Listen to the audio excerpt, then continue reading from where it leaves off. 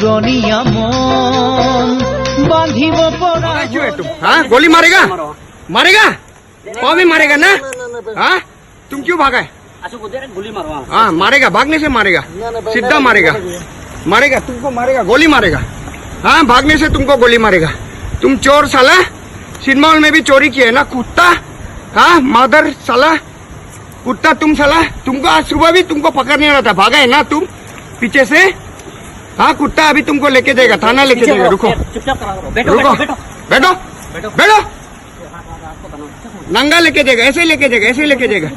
छोड़ो कपड़ा, ऐसे अंडरवेयर में लेके जाएगा, भागेगा साले। फिर कपड़ा हाँ गोली मारेगा हम तुमको, भागिए गोली मारेगा। छुट्टिया कान सफा करने वाला बच्चे लोग को कान सफा करने देखे पैसा नहीं देता है तुम। हाँ नहीं दिया उन लोगों को पैसा, दादा मारता है कुत्ता। तुम क्या सोचे हम लोग का चैनल नहीं, आदमी नहीं बताएगा।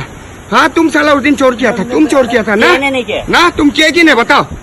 हॉल का वाला तुम था कि नहीं, तेरा वीडियो भी है, था कि नहीं, तेरा शकल है, तेरा शकल है टोपी पहन के साला, हाथ का टैटू भी पूरा। वो हम नहीं था। तो कौन था?